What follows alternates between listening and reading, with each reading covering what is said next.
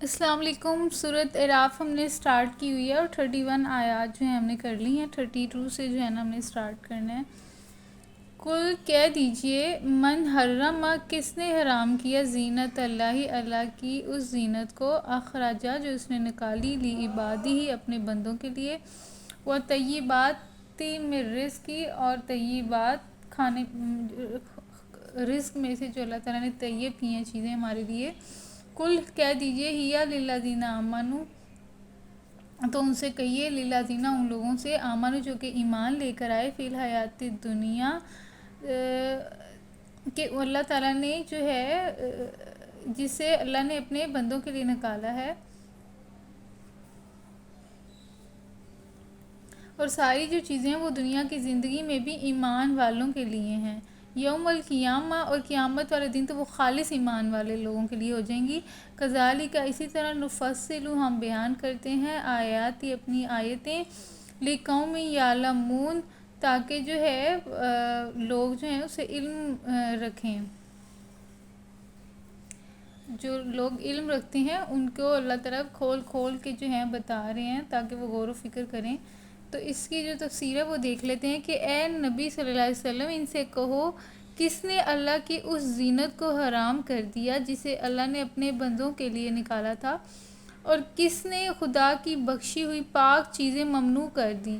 دیکھیں، حلال و حرام جو ہے نا وہ اس کا اختیار صرف اللہ کو ہے، اور اللہ نے جس چیز کو حلال کیا وہ حلال ہے، اور جس کو اللہ نے حرام کیا وہ حرام ہے۔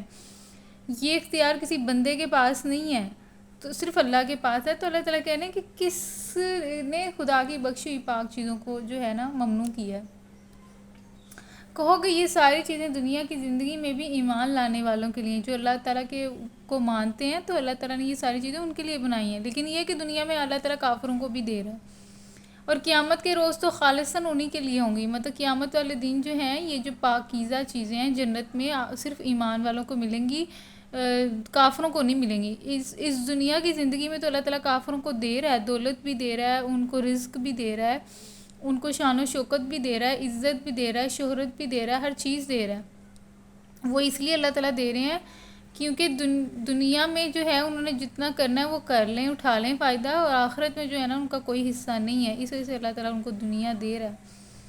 تو لیکن ویسے اللہ تعالیٰ ایمان والوں سے کہہ رہا ہے کہ دنیا میں بھی یہ چیزیں آپ کے لیے ہیں جو حلال رزق ہے، اور اللہ تعالیٰ قیامت والے دن تو خالصاً ایمان والوں کے لیے ہی ہیں، جس میں جنت میں جس طرح ہر چیز ہوگی، جو چیز آپ مانگیں گے وہی آپ کو ملے گی، اللہ تعالیٰ کا رزق ملے گا آپ کو پاکیزہ۔ قیامت کے روز تو خالصاً انہی کے لیے ہوں گی۔ اسی طرح ہم اپنی باتیں صاف صاف بیان کرتے ہیں ان لوگوں کے لیے جو علم رکھنے والے ہیں۔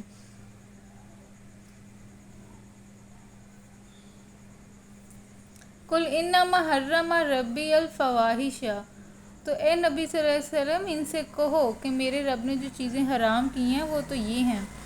کل کہہ دیجئے انما، بے شک، حرم جو حرام کیا ہے، ربی میرے رب نے، فواحش، تو وہ کیا حرام کیا ہے؟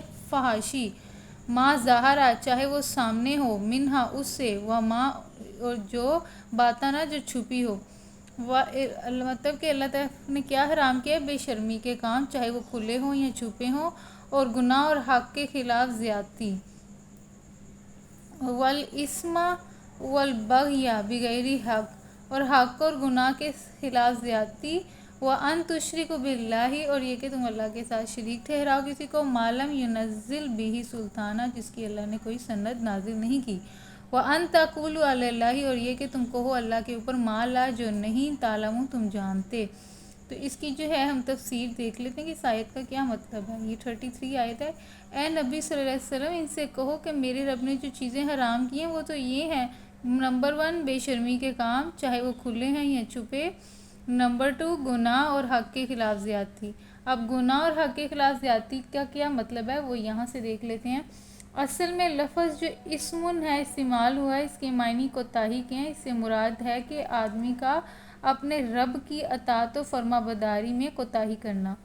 تو گناہ میں یہ چیزیں آ جاتی ہیں، اور جو زیادتی ہے اس کا کیا مطلب ہے؟ اپنی حد سے تجاوز کر کے ایسی حدود میں قدم رکھنا جس کے اندر داخل ہونے کا آدمی کو حق نہ ہو۔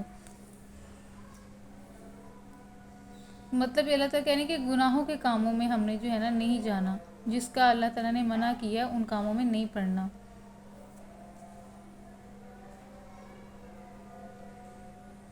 ظلم و زیادتی کے کاموں میں نہیں پڑھنا. اور یہ کہ اللہ کے ساتھ تم کسی ایسے کو شریک کرو جس کے لیے اس نے کوئی سنت نازل نہیں کی. مطلب اللہ تعالیٰ کوئی ہم نے اس کی پیروی کرنی ہے، کوئی اور دوسرے بندے کو وہ مقام نہیں دینا جو اللہ تعالیٰ کا مقام ہے. اور اللہ تعالیٰ نے ایسی کوئی سنت نازل نہیں کی. اور یہ کہ تم اللہ کے نام پر کوئی ایسی بات کو جس کے متعلق تمہیں علم ہی نہیں، اور ایسی فضول باتیں ہم لوگ کہہ دیتے ہیں اللہ تعالیٰ کے نام لے کے جو کہ اللہ تعالیٰ نے کہیں بھی نہیں مینشن کی ہوئی. تو ہمیں وہی بات کرنی چاہیے جو ہمیں قرآن اور حدیث سے ملتی ہے. خود سے ہم لوگ بدعتیں جو ایجاد کر لیتے ہیں اس کو نہیں، وہ گناہ ہے. تو اللہ تعالیٰ کہنے کہ یہ کہ اللہ کے نام پر کوئی ایسی بات کرو جس کے متعلق تمہیں علم نہ ہو، اور وہ حقیقت میں اسی نے فرمائی ہے. تو یہاں یہ 33 ہماری ہو جاتی ہے. وَلِكُلِّ أُمَّةٍ أَجَلٌ. تو ہر قوم کے لیے مہلت کی ایک مدت مقرر ہے. مطلب اللہ تعالیٰ نے نا ہر ایک کے لیے، ہر نسل کے لیے، ہر جنریشن کے لیے ایک ٹائم مقرر کیا ہوا ہے. اگر آپ دیکھ لیں ہسٹری، آپ دیکھ لیں کہ وہ سارے لوگ گزر چکے ہیں ہسٹری میں. اگر ہم اسلامک ہسٹری سٹارٹ کریں تو رسول صلی اللہ علیہ وسلم کا دور گزرا، پھر خلافت راشدہ کا دور گزرا. یہ ایک نسل ہے نا، یہ ایک جنریشن ٹو جنریشن ہے. اگر ہم صرف مسلمانوں کی ہسٹری کو دیکھیں، پھر اس کے بعد آپ کا خلافت راشدہ کے بعد بنو امیہ کی خلافت تو نہیں، ان کی تو مملوکیت آ جائے گی، ان کا ٹائم شروع ہوا. پھر بنو عباسیہ آئے، اور پھر اس طرح صلاح الدین ایوبی کا دور آیا. پھر اس کے بعد جو ہے باطنیہ گروہ کا تھوڑا وہ ہوا. پھر اس کے بعد جو ہے آپ کا صلاح الدین ایوبی، اس کے بعد باطنیہ گروہ، پھر عباسیہ، پھر اس کے بعد ترکوں کا دور شروع ہوا، اور پھر خلافت جو ہے وہ ختم ہوئی آپ کی 1919 کے اندر. اور پھر اس کے بعد سارے مسلم ممالک کو چھوٹی چھوٹی قوموں میں ڈیوائیڈ کر دیا، نیشنز بنا دی، ہمیں قومیت پرست بنا دیا. تو آج ہم قوموں کی صورت کے اندر رہ رہے ہیں پوری دنیا کے اندر. ایک نیشن بنا دی ہے، اور ہر نیشن اپنا فائدہ دیکھ رہی ہے. وہ یہ نہیں دیکھ رہی کہ اگلی جو نیشن ہے وہ بھی مسلمانوں کی ہے، لیکن نہیں، صرف اپنی نیشن کے لیے سوچنا اور اس کے لیے سب کچھ کرنا، چاہے وہ غلط ہے یا ٹھیک. مطلب کہ یہ ساری ایک جنریشن ہے. تو اسی طرح مطلب یہ کافی ساری جو ہے اللہ تعالیٰ نے ساری اب امتوں کا، اگر آدم علیہ السلام سے شروع کیا جائے تو وہ کافی ساری نسلیں آئیں اور قیامت تک آتی رہیں گی. تو اللہ تعالیٰ نے ٹائم مقرر کیا تھا نا، وہ آئیں اور ہو کے چلی بھی گئیں. تو اسی طرح اللہ تعالیٰ نے نا سب کے لیے ٹائم مقرر کیا ہوا ہے. وَلِكُلِّ أُمَّةٍ أَجَلٌ فَإِذَا جَاءَ أَجَلُهُمْ. تو اللہ تعالیٰ کہہ رہے ہیں کہ جب وہ ٹائم ختم ہو جائے گا تو لا يستأخرون، تو نہ اس میں تاخیر کی جائے گی ساتھ اس گھڑی میں، ولا يستقدمون، اور نہ ہی اس کو آگے بڑھایا جائے گا. جو ٹائم اللہ نے ایک قوم کے لیے یا ایک انسان کے لیے مقرر کر دیا ہے تو اس میں نہ تو جلدی کی جائے گی اور نہ ہی اس کو تاخیر کی جائے گی. جو ٹائم ایگزیکٹ ہے اسی پہ جو ہے وہ کام ہوگا. تو یہاں سے اس کی تفسیر دیکھ لیتے ہیں کہ ہر قوم کے لیے مہلت کی ایک مدت مقرر ہے. پھر جب کسی قوم کی مدت آن پوری ہوتی ہے تو ایک گھڑی بھر کی تاخیر اور تقدیم بھی نہیں ہوتی.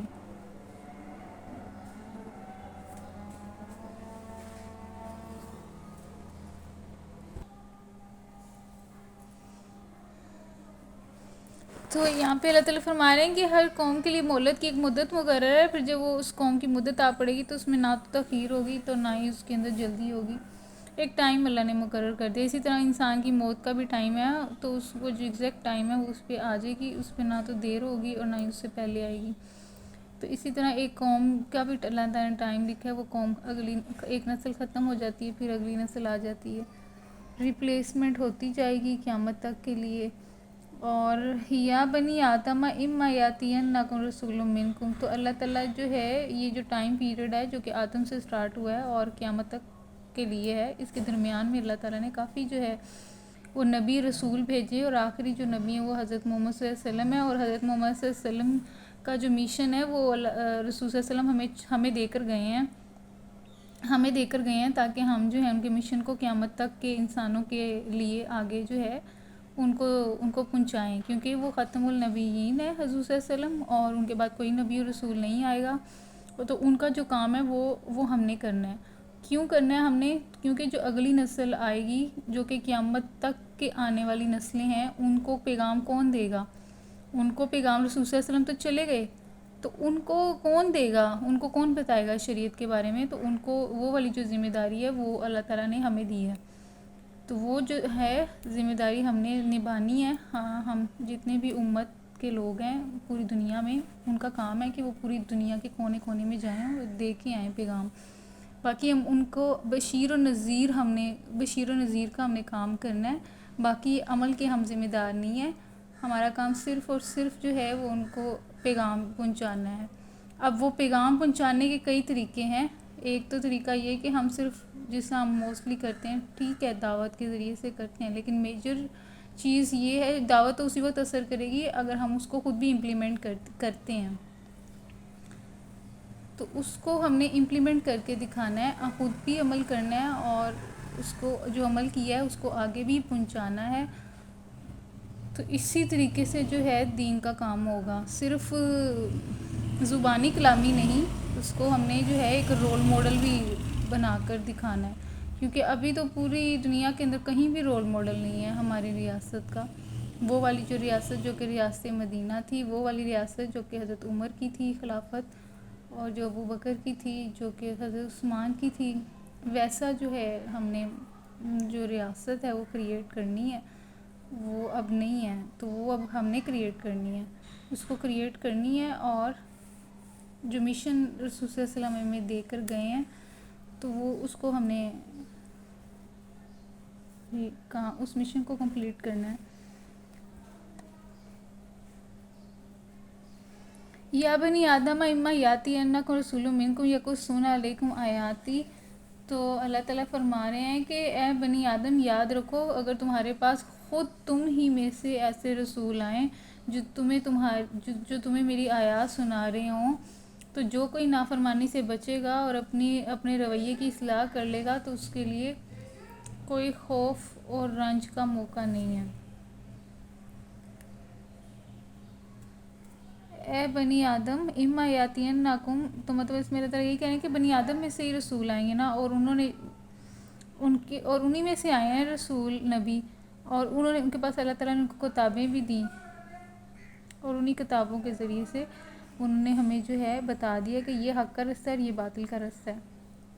تو اللہ تعالیٰ کہہ رہے ہیں کہ ان کے اوپر جو کوئی فالو کرے گا اور تقویٰ اختیار کرے گا اور اپنی اصلاح کر لے گا، تو پھر فلا خوف علیہم، تو اس کے اوپر کوئی خوف نہیں ہوگا، ولا ہم یحزنون، نہ وہ غمگین ہوں گے۔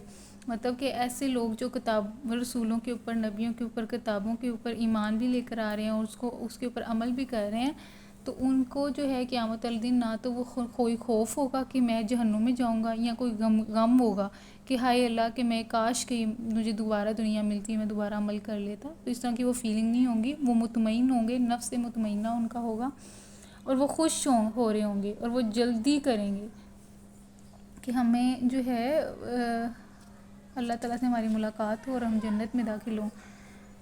والذین کذبوا بآیاتنا، اور جنہوں نے کذبوا جھٹلائی ہوں گی آیتیں، واستکبروا اور تکبر کیا گیا عنہا اس سے، یعنی ان رسولوں سے، کتابوں سے، اولئک اصحاب النار، تو وہی ہوں گے جہنم کے ساتھی، ہم فیہا، تو وہ اس میں ہمیشہ رہیں گے، ہم فیہا خالدون، وہ اس میں ہمیشہ رہیں گے۔ فمن اظلم ممن افترا، تو اس سے بڑا ظالم کون ہے جس نے باندھا علی اللہ، اللہ کے اوپر کاذبا جھوٹ، او کذب آیاتہ، یا اس نے جو ہے آخر اس سے بڑا ظالم اور کون ہوگا جو بالکل جھوٹی باتیں گھڑ کر اللہ کی طرف منسوب کرے یا اللہ کی سچی آیات کو جھٹلائے۔ فمن، تو کون ازلم ظالم ہے، مما اس سے، جو افطرا جو اس نے باندھا علی اللہ اللہ کے اوپر جھوٹ، کاذباً جھوٹ، او یا کذب آیاتی، یا جھٹلایا بھی آیاتی ہی اس کی آیتوں کو، اولئک، تو ایسے لوگ جو ہیں، ینالہم نصیبہم، تو ایسے لوگوں کو جو ان کا حصہ ملے گا، من الکتاب، ان کی جو تقدیر، ان کی جو کتاب ہے اس میں سے، مطلب جو انہوں نے کیا اس کو ان کو اس کا انجام مل جائے گا۔ حتی اذا جاءتہم رسولنا یتوفونہم، تو یہاں تک کہ وہ گھڑی آ جائے گی جب ہمارے بھیجے ہوئے فرشتے اس کی روحیں قبض کرنے کے لیے پہنچیں گے۔ حتی یہاں تک کہ اذا جب جات ہم آئیں گے رسولنا ہمارے فرشتے، یتوفونہم جو کہ اس کو فوت کریں گے، اس کی روح قبض کریں گے، قالوا این ما کنتم، تو وہ کہیں گے کہاں ہے ما کنتم تدعون جسے تم پکارتے تھے من دون اللہ اللہ کے سوا، قالوا وہ کہیں گے دلوا عنا، تو وہ کہیں گے وہ سب گم ہو گئے ہم سے، وشاہدوا علی انفسہم، تو وہ جو ہے اپنے نفسوں کے اوپر خود گواہی دیں گے اپنے انہم بے شک وہ کانو تھے وہ کافرین منکر حق۔ تو اس کی تفسیر دیکھ لیتے ہیں۔ تو اللہ تعالیٰ فرما رہے ہیں کہ آخر اس سے بڑا ظالم اور کون ہوگا جو اللہ کی آیتوں کو، جو کہ اللہ کے اوپر جھوٹی جھوٹی باتیں کہہ رہا ہے اور کہہ رہا ہے کہ یہ اللہ نے کہی ہیں، یا پھر وہ اللہ کی آیتوں کو جھوٹ جھٹلائے۔ تو ایسے لوگوں کی تقدیر کے مطابق اپنا حصہ پاتے رہیں گے۔ مطلب یہ کہ ان کی جو ہے کہ نا، ہر ایک انسان کی جو کتاب ہے اس کے ساتھ لکھی جا رہی ہے، اس کے فرشتے جو ہیں دائیں اور بائیں وہ اس کی کتاب لکھ رہے ہیں جو اس نے کیا ہے۔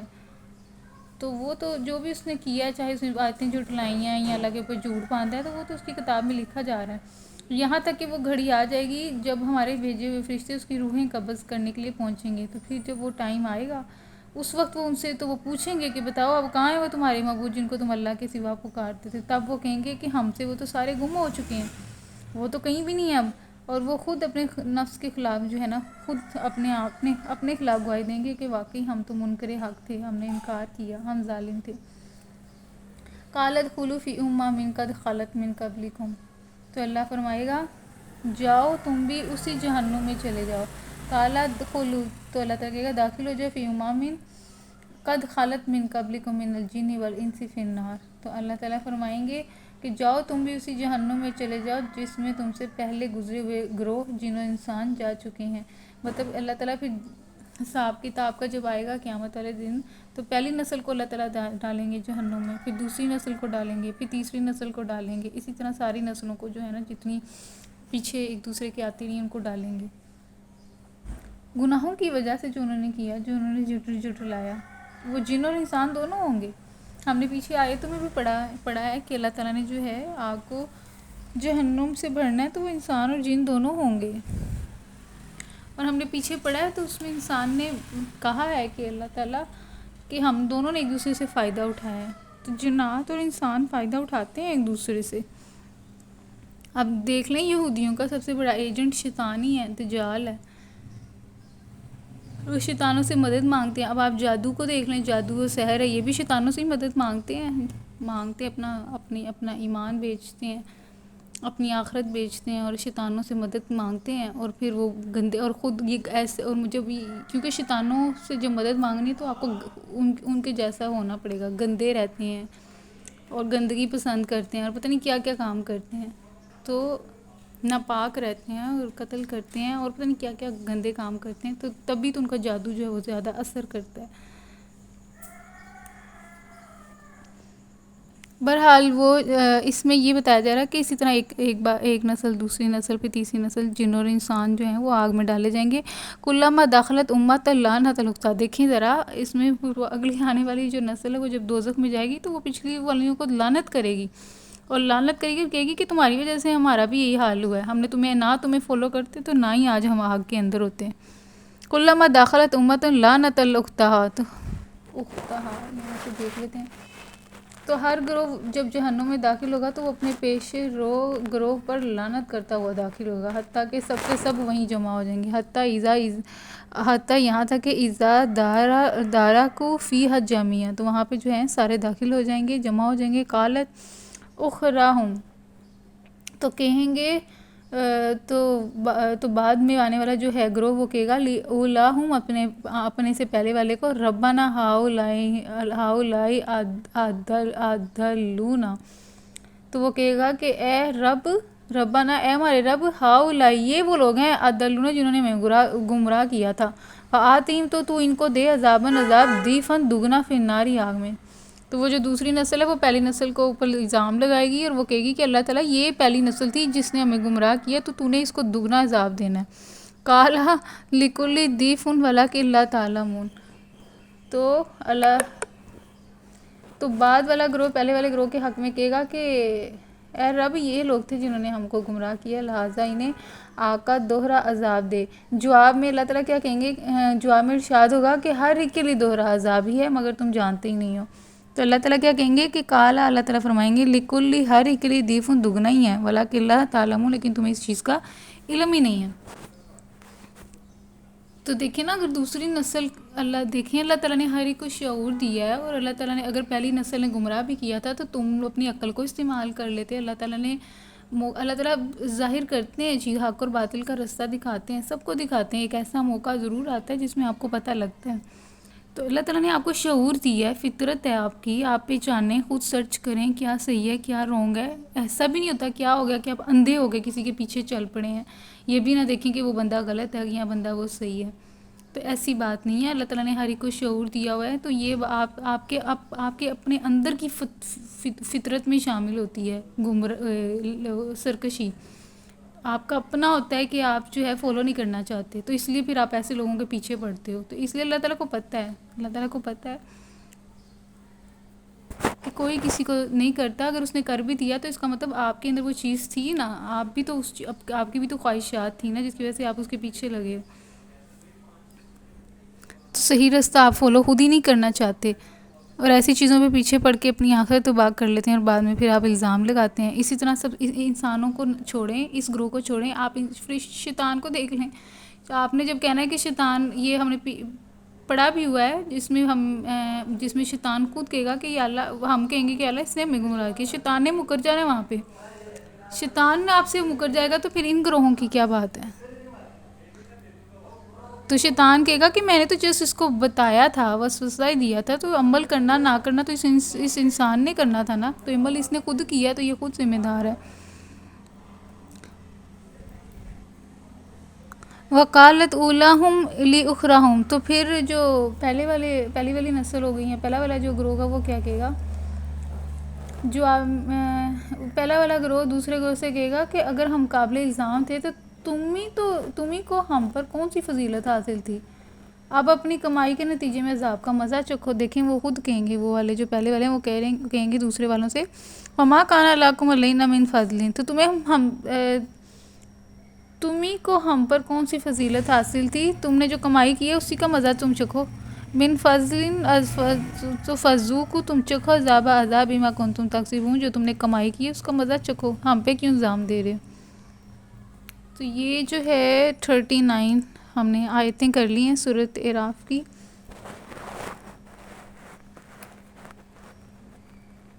یہ جو یہاں پہ لکھا ہوا تھا نا، تقدیر کے مطابق اپنی اولئک ینالون نصیب من الکتاب، تو اس کو جو اس کے کتاب میں جو اس کا لکھا ہے تقدیر کے مطابق وہ اپنا حصہ پا لیں گے. اس کی تشریح یہ بھی لکھی ہے کہ دنیا میں جتنے دن ان کی مہلت کے مقرر ہیں یہاں رہیں گے، اور جس قسم کی بظاہر اچھی یا بری زندگی گزارنا ان کے نصیب میں ہے گزار لیں گے.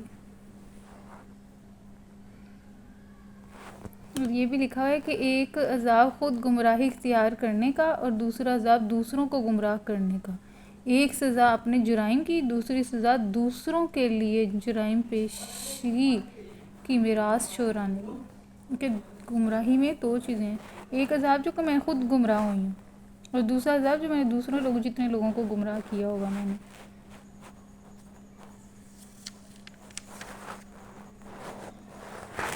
Thank you.